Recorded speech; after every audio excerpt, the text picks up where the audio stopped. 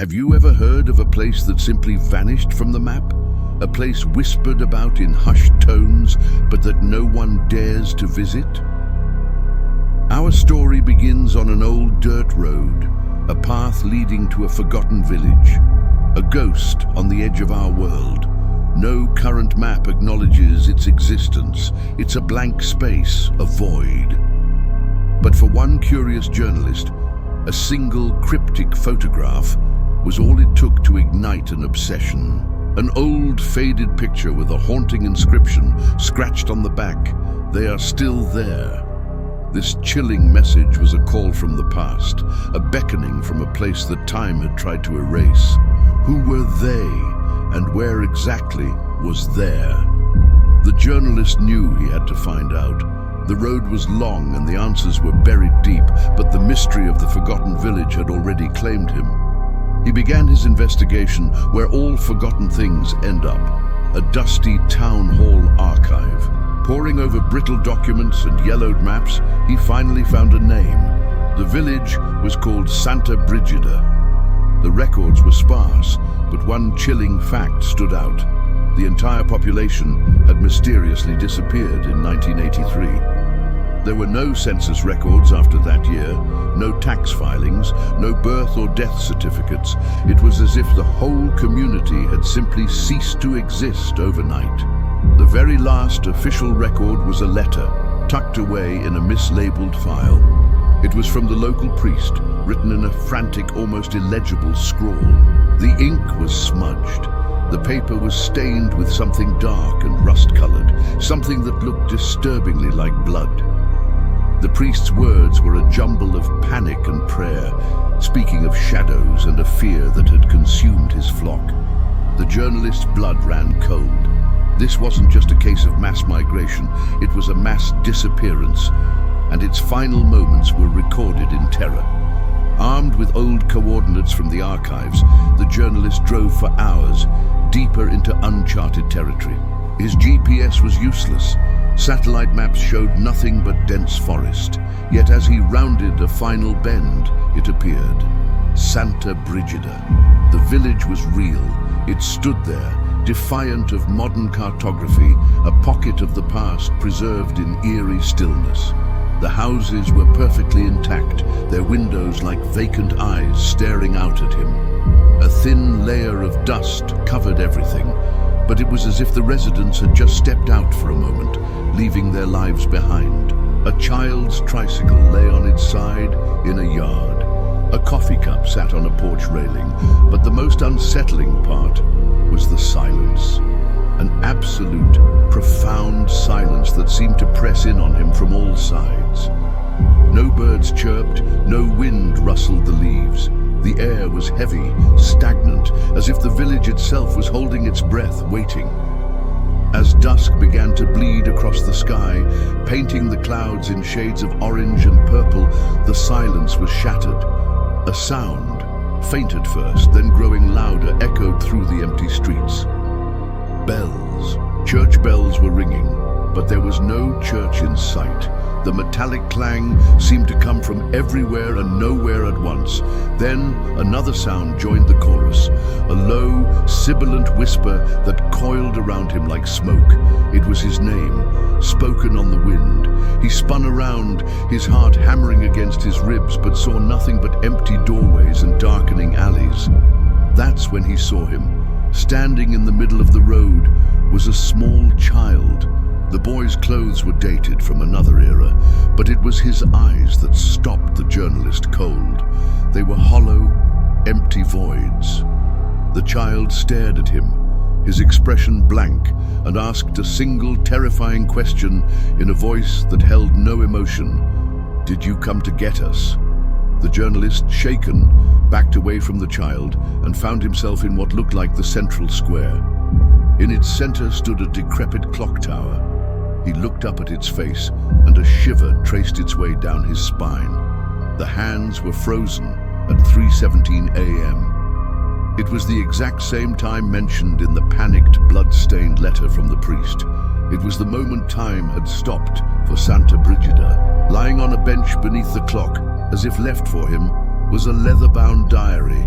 It belonged to the priest.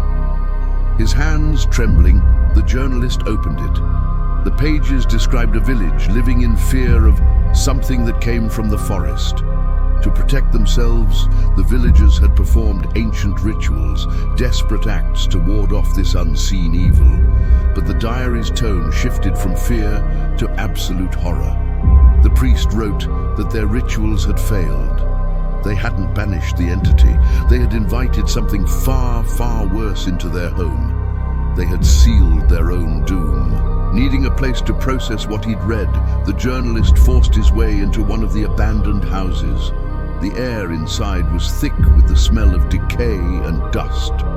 As he moved through the darkened rooms with his flashlight, he caught movement out of the corner of his eye. He froze, aiming his beam towards the adjacent room. Silhouettes, dark and human-shaped, were moving inside, their forms gliding past the windows.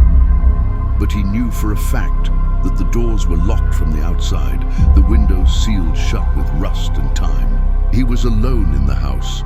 Or was he? Suddenly, an old radio on a dusty table crackled to life. It wasn't music that filled the room, but a cacophony of ancient screams. Distant, terrified voices clawed their way through the static, pleading, crying, repeating one phrase over and over: "Don't turn off the lights." Fleeing the house in a panic, the journalist stumbled back into the square, his mind reeling. The ground beneath his feet felt unstable. He looked down and saw that the cobblestones had shifted, revealing a crack in the earth. As he got closer, he realized it wasn't a crack, but the top of a hidden staircase descending into darkness.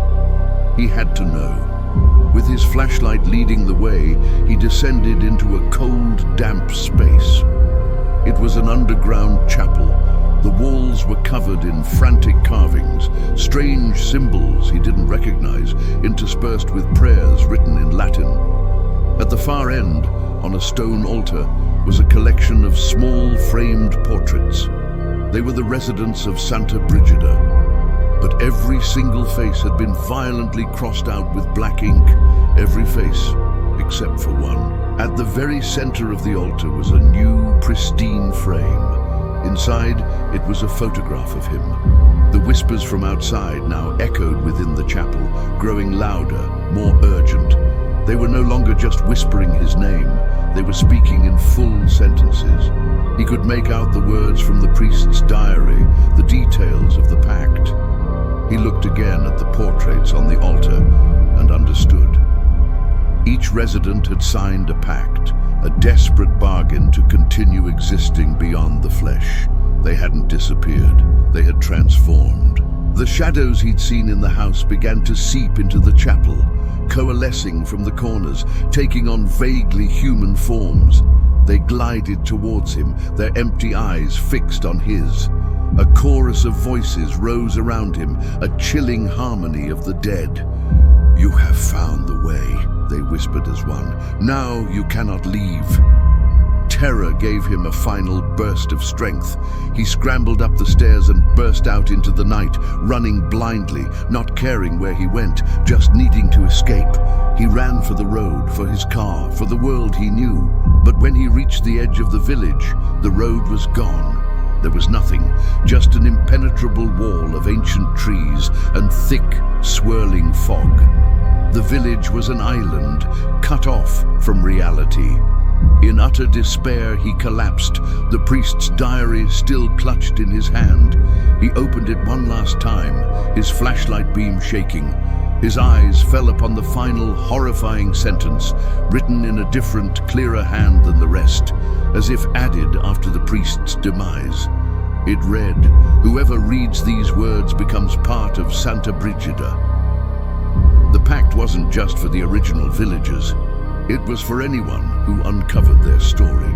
Days later, state troopers found a car abandoned on the side of a lonely back road. The engine was still warm, the doors unlocked. Inside, the dashboard camera had captured its final moments. The driver turning onto a non-existent dirt path. There was no sign of the journalist. He too had vanished.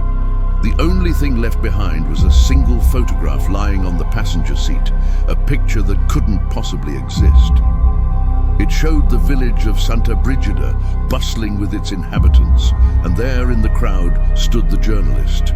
He was smiling, but his eyes were just as empty as all the others, another ghost forever bound to a place that doesn't exist. Thanks for watching. If you enjoy diving into the unknown, don't forget to like, subscribe, and ring that notification bell. We have many more mysteries to explore together.